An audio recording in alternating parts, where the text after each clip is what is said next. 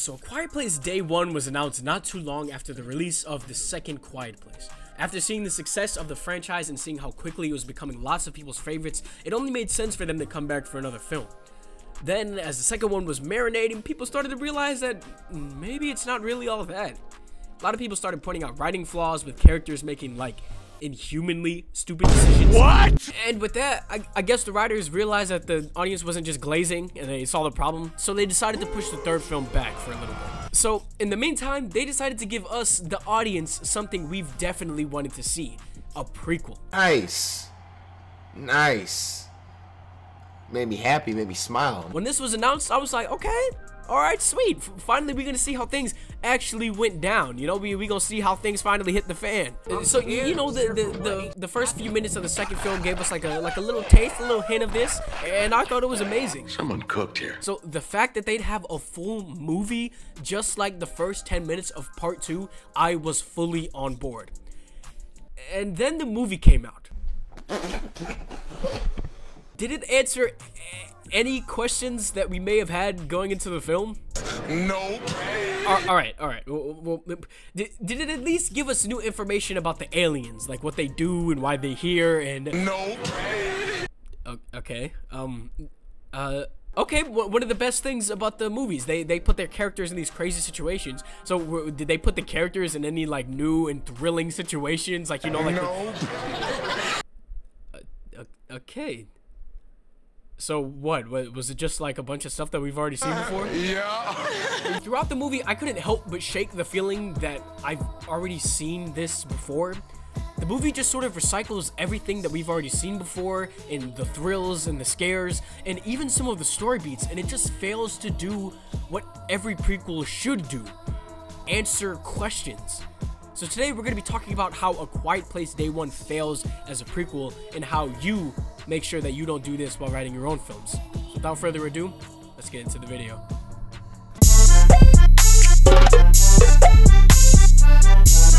Right, so when writing a story for a prequel film, you want to make sure that what you're doing isn't the same repetitive stuff, and even if it is, you gotta make sure you gotta have something new. This movie literally felt exactly like the first and second movies, from the instant the monster stuff happens to the minute that the film ends. They don't introduce any new cool ideas or anything. They just play things incredibly safe to the point where this entire entry is just useless and a waste of time. Oh no.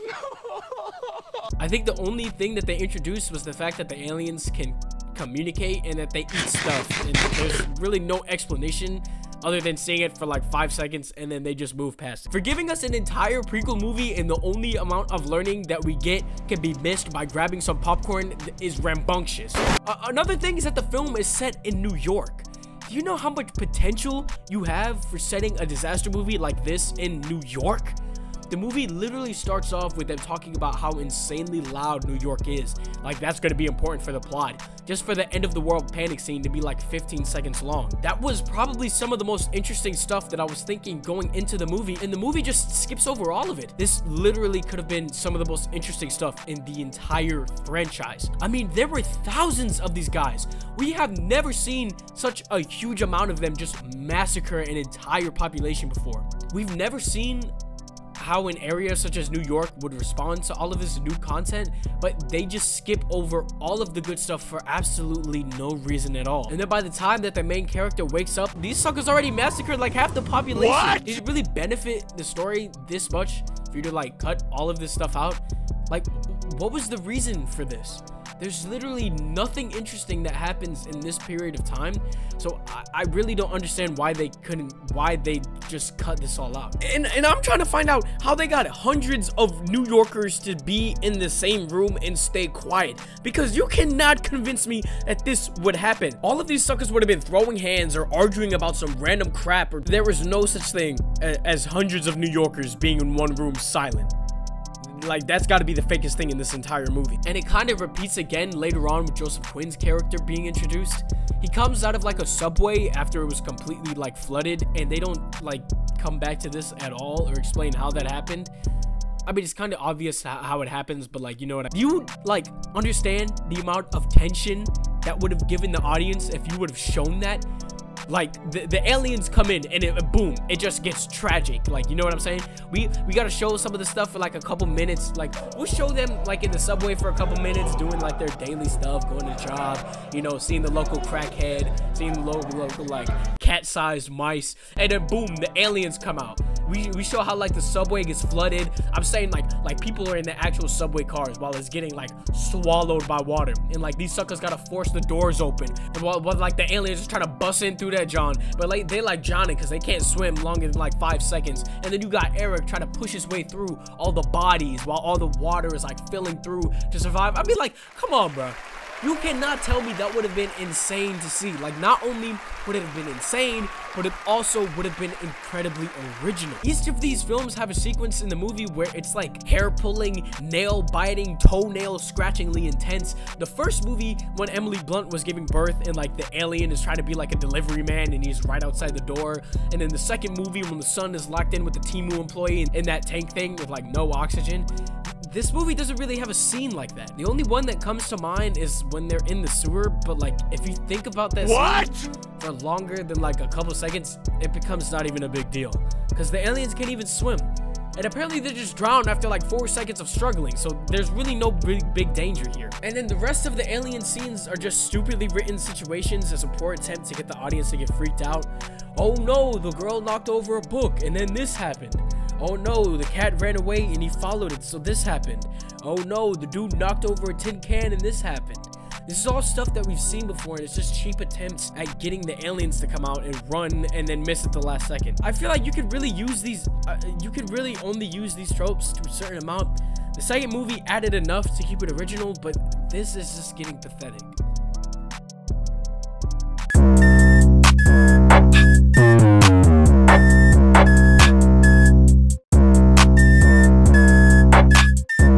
Next thing with this film that I have a problem with is the issue with the characters.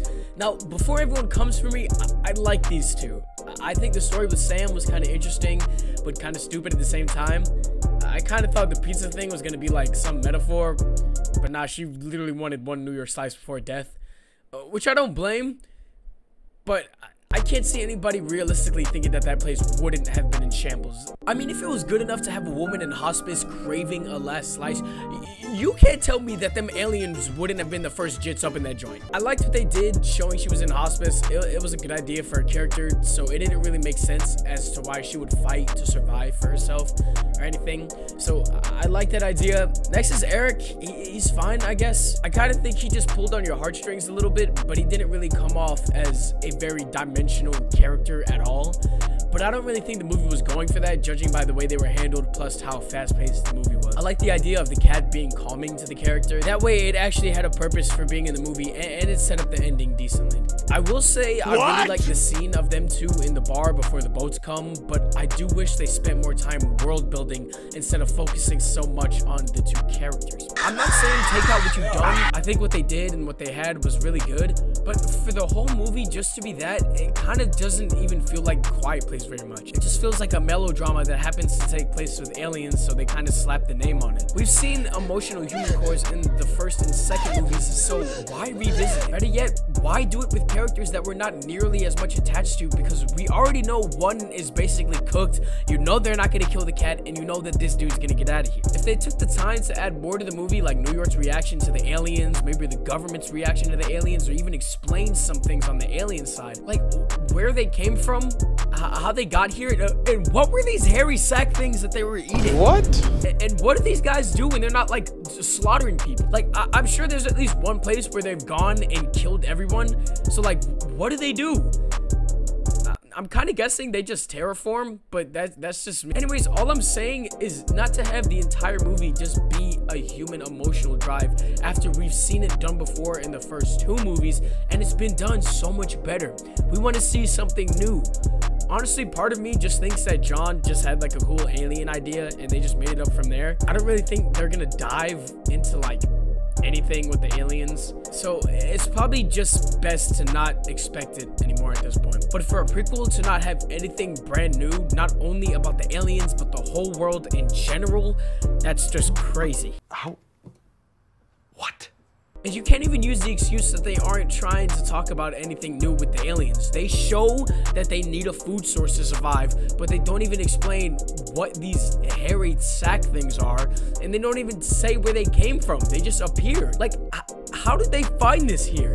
If these aliens came from a completely different planet, how is their food source just here?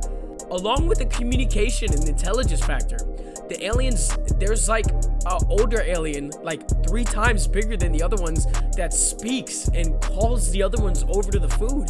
But they don't explain that at all. It's not even mentioned.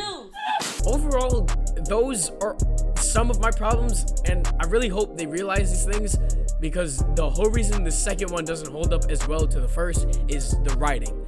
So John, please lock in for the third part.